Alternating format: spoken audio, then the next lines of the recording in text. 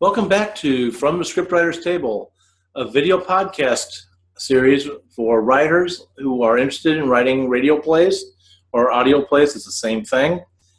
I'm David Lucas, president of Winding Trails Media, and we are getting ready to produce audio plays starting in this fall 2016. Now, if you're a writer of other medias, I hope that you'll find this useful, because a lot of the information can transfer over to other styles of storytelling. Over the last several days, we've been talking about a character called the Vanishing character. And I'm going to give you a final summarization of that type of character. Its dangers and its uses. Vanishing characters in the use of comedy or for the purposes of drama or horror, making things spooky, should never be used. Let me rephrase that. Let me restate what I said. So I should have said if I didn't say it correctly.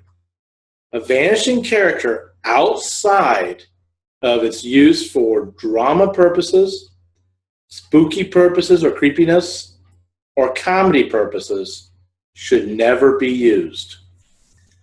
They should always be kept alive through dialogue. Even if you have 2, 3, 4 characters talking about something, ever so often you need to have their voices come up, the vanishing character's voice come up and say, "Hey people, I'm still here," with some type of interruption of like, "Well, what about Bob?" Or what did Diane say? Or whatever. Let the audience know that character still lives. Otherwise, the audience is going to forget that character and not care about that character or anything else down the line, and guess what you're going to have a problem with?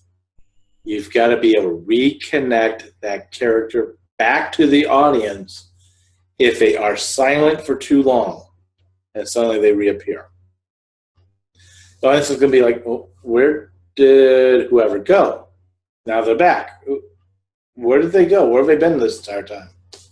Or why? What is it about David that's supposed to be really important again? I don't remember. This is not something new of our time. This is how it's been with radio dramas since they began.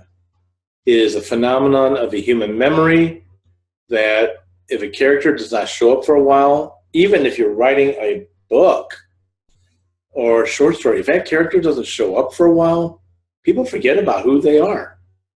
You've got to have them come back and be active in the story. If they're in the scene, show them in the scene, let them interrupt people, punctuate something, parrot some information, whatever.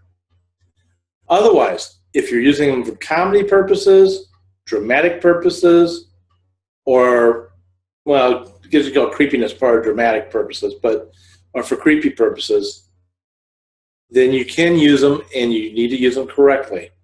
And we've talked about how to do that in the last couple of videos, so I'll let you get back to those. All right. Tomorrow we're going to go more deeper into dialogue itself and talk about numbers of characters and how to make different characters sound differently. With that, before you go, please check out www.windingtrailsmedia.com. Sign up for our newsletter. Check out the web courses for writers.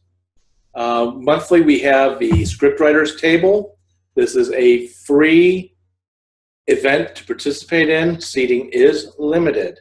It is intended for writers to bring their works to the table and share what they're working on, problems they're facing, and so forth.